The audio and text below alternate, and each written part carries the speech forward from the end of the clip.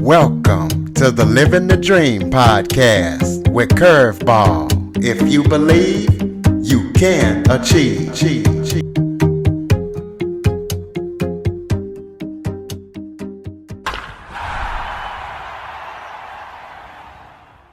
Welcome to the Living the Dream with Curveball podcast, a show where I interview guests that teach, motivate, and inspire. Today, we're joined by author Willie Handler.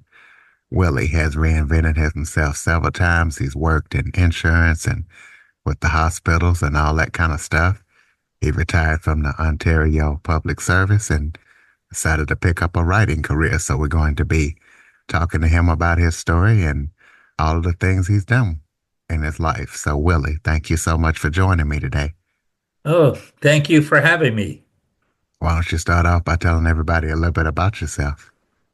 Okay. I'm a kind of person who likes to have lots of challenges, and as a result, I kind of move around a bit. And I started my career in the late 70s. I got a graduate degree in hospital administration, and I got a gig in a hospital, and man, that was boring. And I soon discovered that line management positions was not my thing, and it didn't allow me to um, it didn't allow me to use my creativeness, so to speak.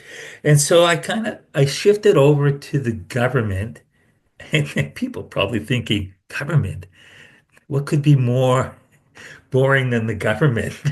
But I actually worked sort of in policy areas where I kind of came up with all kinds of all kinds of government policies, which is involves a lot of creativity and a lot of writing. And I did that, bounced around different ministries in because I'm in Canada, so they're not departments, they're ministries, and ministries in the Ontario government doing different kinds of work. And then when I decided to leave the government, I did some consulting work, and I started to dabble in writing. And I wrote several fictional novels. They were humorous, they were satirical, so to speak. One of them was based on my career in the government, but there was a couple other ones as well. And then I remember one day my wife said, I should step back a bit. Both my parents were Holocaust survivors. And if for those listening who don't know what that means, it means there's a lot of trauma in your family, lots. And my wife said, you really should tell your parents' story. And I said, I don't know. There's there are so many Holocaust memoirs out there. I don't know. I don't know what one more will do. Then I started thinking about it. And, I realized I didn't really know my parents' stories very well because they did not like speaking about their experience. And that's what happens with trauma is you kind of bury it all. And they were no longer around either. So I started doing a lot of research, and I decided I'm going to do this. I'm going to do this for the family because if I don't know, nobody else knows either. And I, I, I approached it like any other book, any other writing project I've ever done, but it wasn't. It was literally transformational. Um, and I guess the best way of describing it is that as I started remembering things from my childhood, all these memories also released a ton of trauma. So here I am writing a book and, and literally mentally falling apart. And so my journey to healing began with writing this book. Okay, so kind of tell us what it was like growing up, raised by parents as Holocaust survivors. Okay, so um, they had horrific experiences, and I don't know if we want to get into what those were, but I would say, especially my father had sort of near-death experiences, several of them, and he lost his family, which was a wife and two young children. They were murdered, and they both survived the experience, but like every other Holocaust survivor, extremely traumatized. They both met after the war, and um, and they settled down in Toronto, Canada, and raised three kids, myself and two siblings. They were loving parents, but because of their own struggles, they were quite distant and uninvolved. So as a child, um, I had no one to I had no one to ask questions about life and bring homework homework from school to help and look for help. Help me decide on what courses to take me to sports, take me and other activities. You're on your own. Literally, if you had a problem at school with a teacher or another student, you're on your own. And so you grow up very, very quickly. But in addition to growing up very quickly and being independent, you end up being very much all the time in a survivor mode.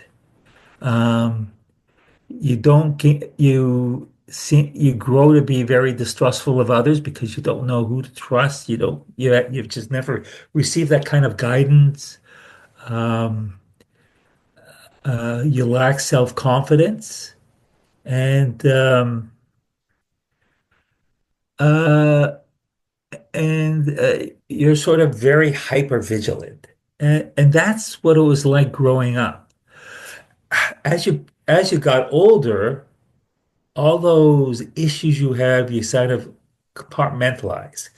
And so what happened is I went through my life not even realizing how traumatized I was until until I started pulling out those memories, and with them, all that trauma came with.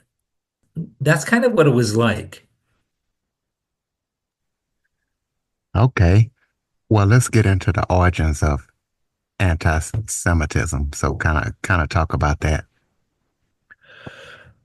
Well, interesting. It's been around thousands of years, and um, it quite to be quite honest, the basis have always been conspiracy theories. So even before the internet, there have always been conspiracy theories. Um, that Jewish people control all the banks. Um, the Black Plague was blamed on Jews. Um, Jews on the holiday of Passover made matzah, which is unleavened bread, from blood of children. Those kind of things have always existed. And uh, uh, and it didn't help that in the early days of Christianity, Jews were blamed for killing Christ. That didn't help. And so this kind of distrust or hate of Jewish people has been passed down thousands of years. And it's been very cyclical. There have been times where whole communities have turned on the Jewish population and literally slaughtered them. Okay, well, I know that you are a writer and you're a great writer at that. So I know in your bio you were talking about the difference between fiction and nonfiction. So break that down for our listeners. Well, I think whenever you write a book, you're telling a story, whether it's fiction or nonfiction. People reading want to get drawn into your book, and you want to encourage them to turning the page.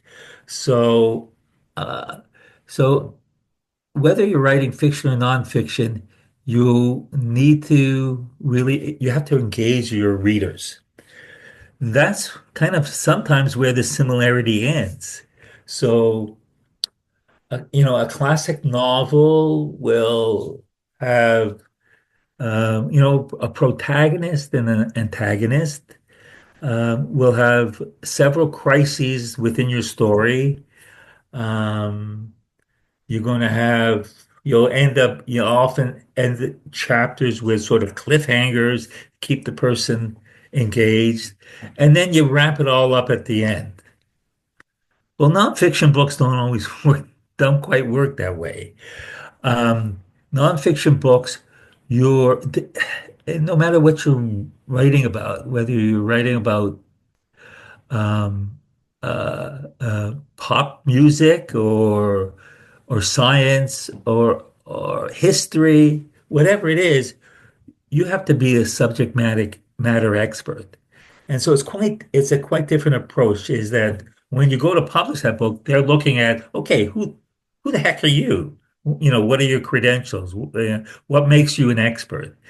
And that kind of a book needs a lot of research and needs to be factually correct. So in a fiction book, you can make anything up.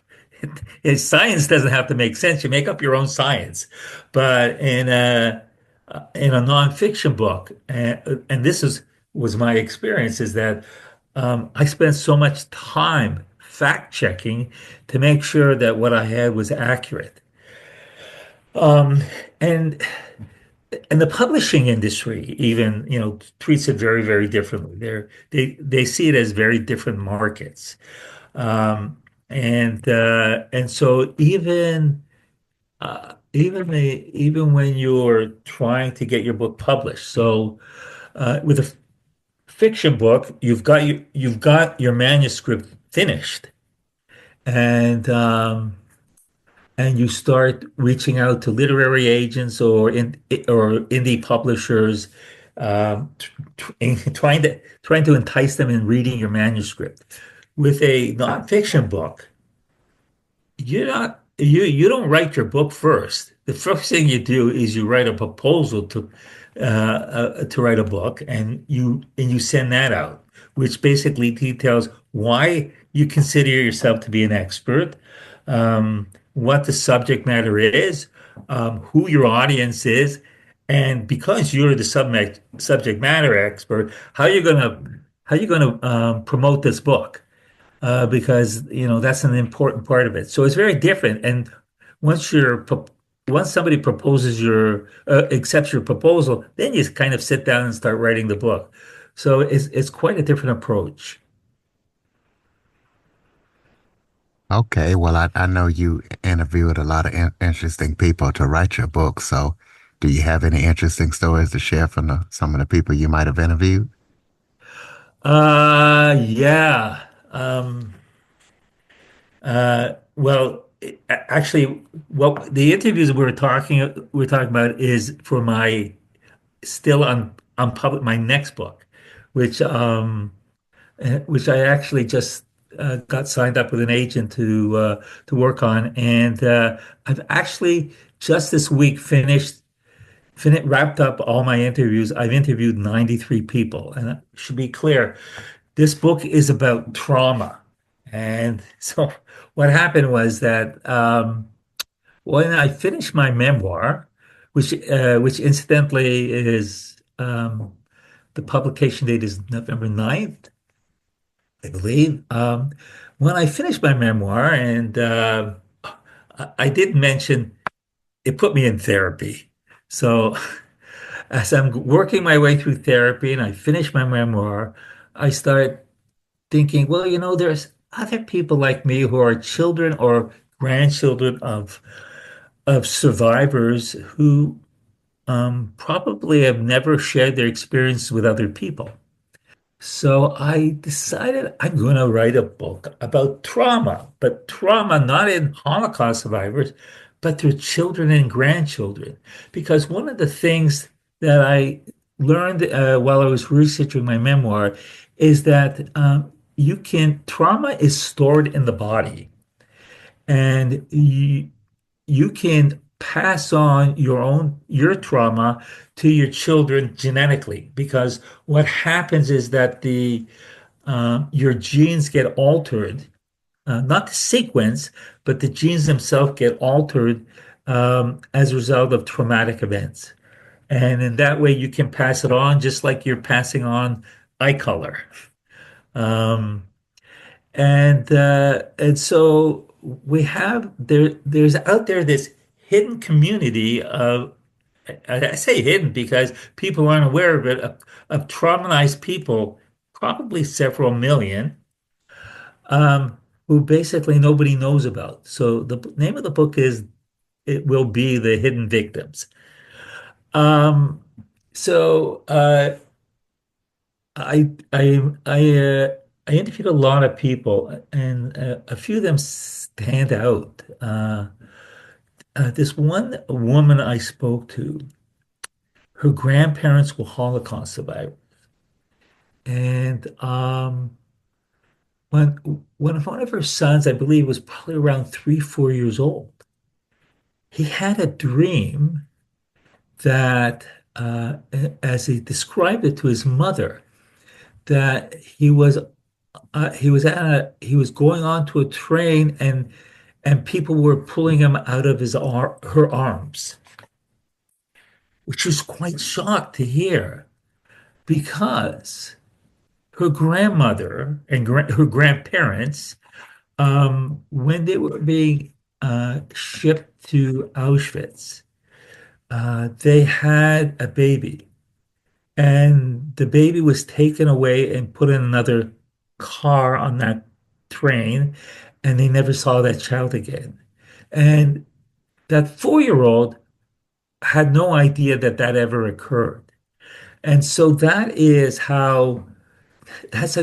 a great example of how um, genetically trauma and memories can be passed on. Okay, so tell us about intergenerational trauma.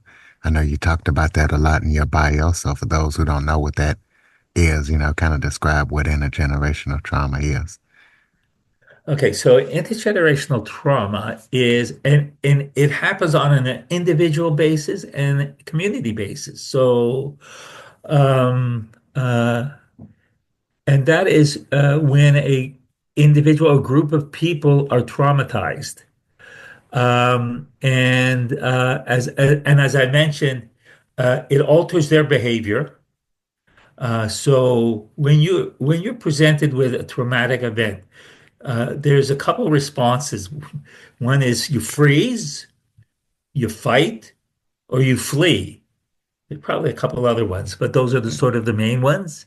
Or I'm sorry, there was another one, fawn, which is you try to appease your tormentor, so to speak.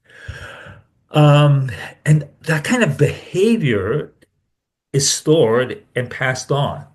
So when children are faced with a stressful situation, they may not respond like a normal person. They may more respond based on genetically how they've been sort of predisposed to act.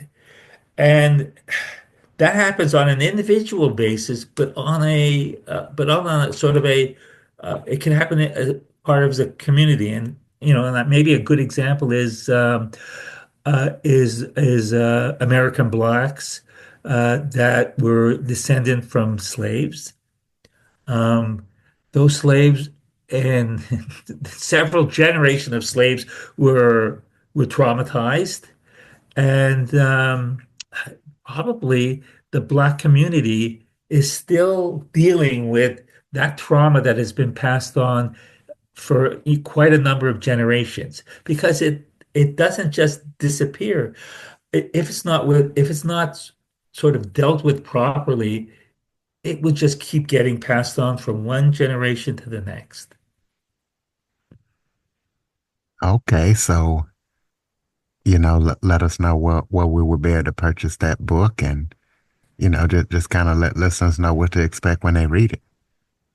Okay, so my memoir, the Hidden Victims, is the book I'm currently working on. So that's a little bit away, but my memoir, which deals with all these things as well, is called The Hidden Victims.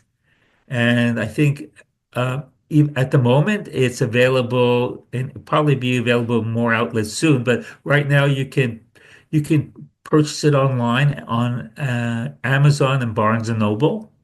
So that's um, Out from the Shadows by Willie Handler.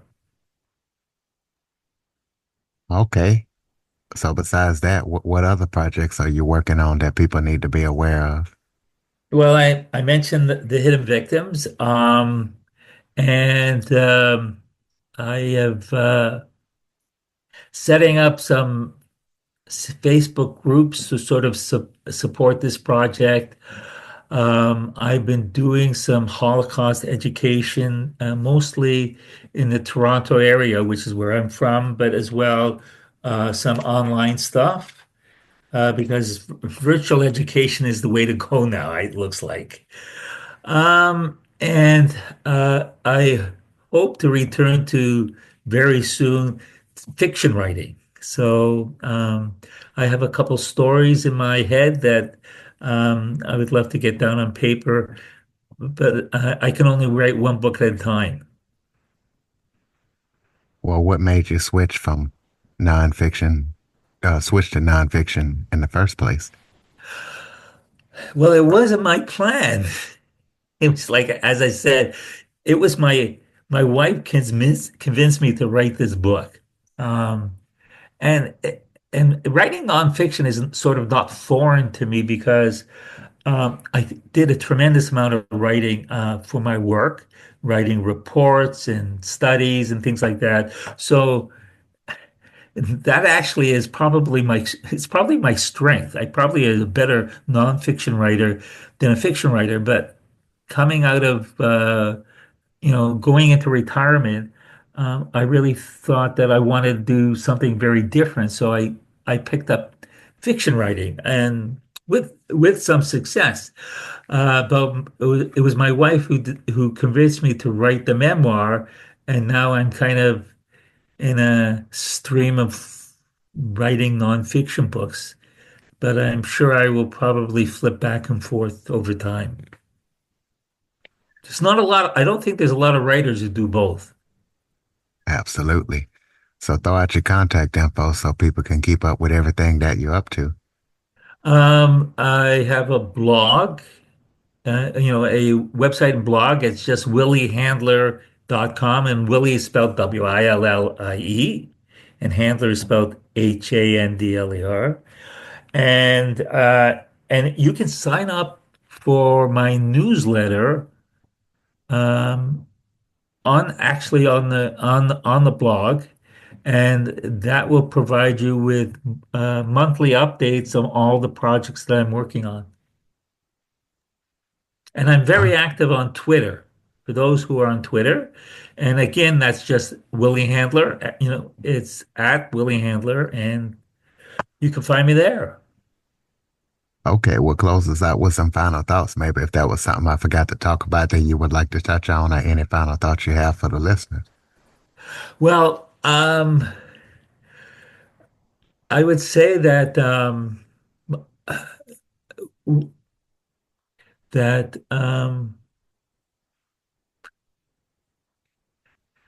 it's great to pick up. Great to eventually pick up on your passion projects, but you can fall down a rabbit hole, and you need to get yourself out. So um, uh, I've gone through this sort of transformation. I can tell you that writing that memoir has changed my relationships with people, my work ethic, what I want to do the rest of my life.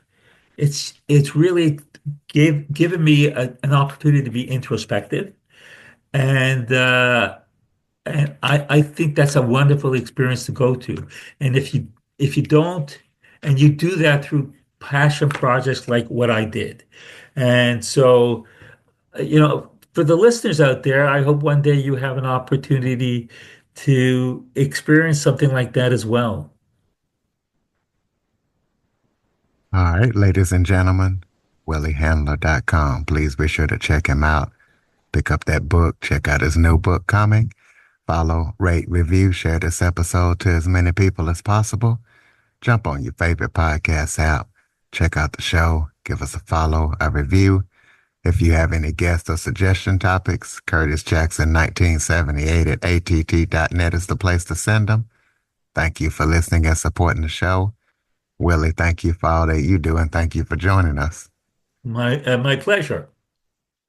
For more information on the Living the Dream podcast, visit www.djcurveball.com. Until next time, stay focused on living the dream.